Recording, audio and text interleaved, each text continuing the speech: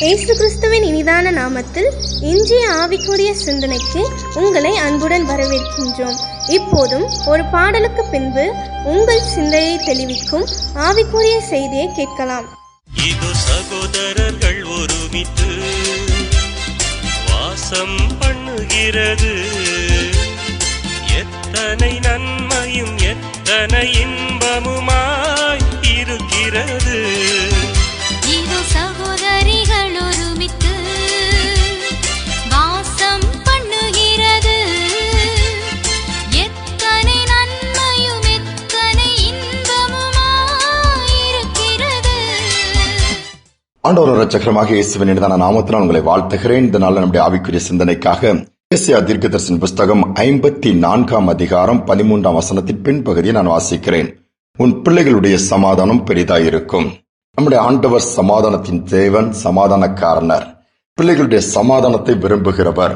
இன்று எங்கு பார்த்தாலும் ஒரு சமாதான குறைவை பார்க்க முடிகிறது. எல்லாம் கூட பிறந்த சகோதர சகோதரிகள் கூட சமாதானத்தை பார்க்க முடியவில்லை.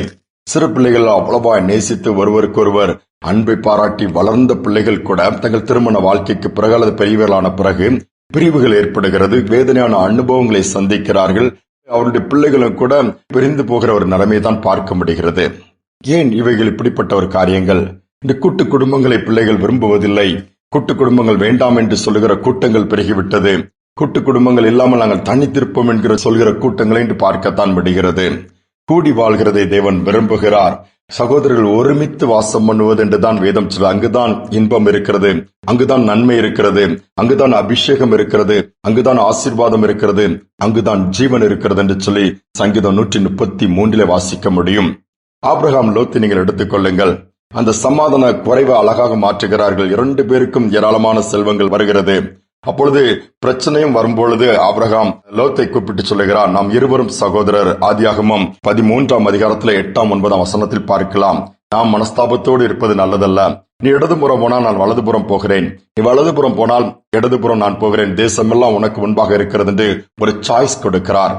லோத்தும் அதை தெரிந்து கொண்டு கடந்து போகிறார். அதே லோத்துக்கு ஒரு நாள் பிரச்சனை வருகிறது. ஆபிரகாம் போய் உதவி செய்கிறார். அந்த அன்பு தொடர்கிறதை பாருங்கள். நம்முடைய வாழ்க்கை சற்று யோசித்து பார்ப்போம். விட்டுக் கொடுக்கிறோமா? விட்டுக் கொடுத்தால் அவன் பிழைக்க தெரியாதவன் என்று ஒரு பட்டம் கிடைத்துவிடும் என்று பயப்படுகிறோம். பூமிக்குரிய காரியங்கள் எது வேண்டுமானால் நீங்கள் விட்டுக் கொடுக்கலாம். ஆவிக்குரிய காரியங்களில் தான் நீங்கள் விட்டுக் கொடுக்க கூடாது. பாருங்கள், யாக்கோபு எவ்வளவு ஞானமாக அந்த இடத்தில் செயல்படுகிறான். ஏசாவுக்கு தான் சிரேஷ்ட புத்திர பாகம் இருந்தது, பர்த் ரைட். அப்பொழுது பயிற்றங்கூலுக்காக ஏசா போய் நிற்கும் பொழுது யாக்கோபு கேட்கிறான், உன் சிரேஷ்ட புத்திர பாகத்தை எனக்கு விட்டு போடு. ஆனால் ஏசா அதை செய்திருக்க கூடாது. அந்த நேரத்திலே பயிற்றங்குளுக்காக சிரேஷ்ட புத்திர பாகத்தை விட்டு போடுகிறான். பாதிப்பதில் பெரிதாக இருக்கிறது. ஆனால் பூமிக்குரிய காரியங்கள் நீங்கள் விட்டு கொடுத்து பாருங்க. அண்ணன் தானே அல்லது தம்பி தானே, நம்ம குடும்பத்தில் உள்ளவங்க தாங்க, கொடுத்து பாருங்க. தேவன் அதை பல மடங்கு உங்களுக்கு திருப்பி கொடுப்பார். ஒரு நடந்த சம்பவத்தை உங்களோடு நான் பகிர்ந்து கொள்ள விரும்புகிறேன். ஒரு அருமையான குடும்பம், அண்ணன் தம்பி ஒரு சின்ன கடை வைத்திருக்கிறார்கள். அண்ணன் அந்த கடையில் இருக்கிறான். கடை வியாபாரத்தை பார்த்து குடும்பத்தை நடத்துகிறான். தம்பி வளர்ந்து வருகிறான். அடுத்து என்ன பண்ணுவது? தம்பிக்கு ஏதாவது பண்ணி கொடுக்குன்னு சொல்லும்போது தம்பியை கூப்பிட்டு பேசுகிறார். தம்பி கேட்க, இந்த கடை எனக்கு கொடுத்துருன்னு சொல்லி. அண்ணனுடைய ஒய்ஃப் விட்டு கொடுப்பாங்களா? ஆனா அண்ணனே சொல்லுகிறார், அவன் தம்பிமா, நம்ம எங்கெங்க போறது?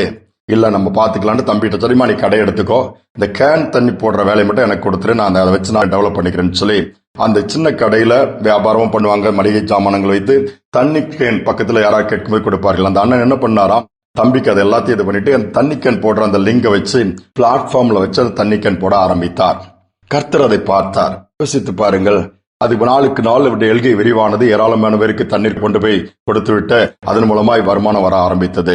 பெருக்கம் ஏற்பட்டது. இதனால் அவர் ஒரு இடத்தை, ஒரு கடையை வாங்கி வைத்து அதிலிருந்து சப்ளை பண்ண ஆரம்பித்தார். நிறைய பல்க் ஆர்டர்ஸ் கிடைச்சது. அதோடு மட்டுமல்ல, வாட்டர் பாட்டிலும் போட ஆரம்பித்தார். வேற இடத்திலிருந்து வாங்கி போட்டார். இன்றைக்கு நாட்கள் சென்றது.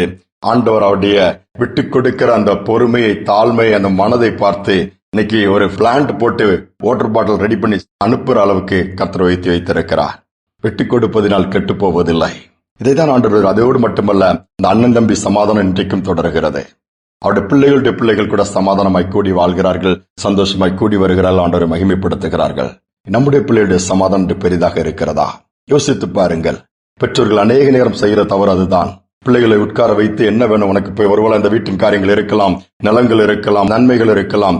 உங்கள் காலத்திற்கு முன்பாக பிள்ளைகளுக்கு பகிர்ந்து கொடுத்து விடுங்கள். பிள்ளைகளுக்கு ஒரு சாய்ஸ் கொடுங்க. அல்லது இவன் பிடிவாதம் பிடிக்கிறான்னா மற்ற பிள்ளைகிட்ட கேட்டு, சரிப்பா தம்பி தானே, கொஞ்சம் விட்டு கொடாப்பான்னு சொல்லி பேசுங்க. நீங்களே இது இவளுக்கு தான் கொடுப்பேன், இதை இவனுக்கு தான் கொடுப்பேன் நீங்கள் பிடிவாதம் பிடிக்க வேண்டாம். எல்லாம் நம்முடைய பிள்ளைகள் என்கிற ஒரு பட்சபாதம் இல்லாத ஒரு நினைவு வரட்டும். சமாதானம் பெருகும், சந்தோஷம் பெருகும், இங்க சுகம் இருக்கும், ஆண்டவர் நாம் மகிமைப்படும். ஜெபிப்போம். எங்கள் அன்பின் தகப்பனே, இந்த புதிய நாளை கொடுத்ததற்கு ஸ்தோத்திரம். இந்த நாள் எங்களை தாழ்த்தி ஒப்புக் கொடுக்கிறோம் அப்பா. சமாதானமற்ற இந்த உலகத்துல சந்தோஷம் இல்லாமல் சங்கடத்தோடு சஞ்சலத்தோடு வாழ்கிற கூட்டம் பெருகி கொண்டிருக்கிறது. நிம்மதி இல்லையேன்னு சொல்லி அங்கலாய்க்கிற பிள்ளைகள், குடும்பங்கள் உடைந்து சிதறி கிடைக்கிற இந்த நாட்களின் தேவன் மனம் இறங்கி ஒருவருக்கு ஒருவர் விட்டுக் கொடுக்கக்கூடிய மனப்பான்மையை கொடுக்கும்படியா ஜெபிக்கிறேன் அப்பா. நன்மை உண்டாகட்டும், சமாதானம் பெருகட்டும். பிள்ளைகளுடைய சமாதான குறைவை எடுத்து போட்டு கூடி வாழ்ந்துமை மகிமைப்படுத்துவது விஷயம். தாழ்த்தி ஒப்புக் கொடுக்கிறேன். துதிகனமை ஏற்றுக்கொள்ளும் இயேசுவின் நாமத்தில் பிதாவே, ஆமேன், ஆமேன். அவருடைய பிள்ளைகளுடைய சமாதானம் பெரிதா இருக்க வேண்டும் என்று ஆண்டவர் விரும்புகிறார். அவருடைய பிள்ளைகளினுடைய குடும்பத்தை ஆண்டவருடைய கரத்தில் ஒப்புக் கொடுப்போம். ஆண்டவருடைய திட்டத்தின்படி காரியங்களை செய்வோம். சமாதானம் பெருகும். இந்த சிந்தனையோடு இந்த நாளை தொடருவோம். மீண்டுமாய் நாளை தினம் சந்திப்போம். சமாதான காரணர் நீங்க தானே, சர்வ வல்லவரும் நீங்க தானே. சமாதான காரணர் நீங்க தானே, சர்வ வல்லவரும் நீங்க தானே. ஏசு நீங்க இருக்கையில நாங்க சோர்ந்து போவதில்லை. நீங்க எல்லாமே பார்த்து கொள்வீங்க, நீங்க எல்லாமே பார்த்து கொள்வீங்க. ஏசு நீங்க இருக்கையில நாங்க சோர்ந்து போவதில்லை.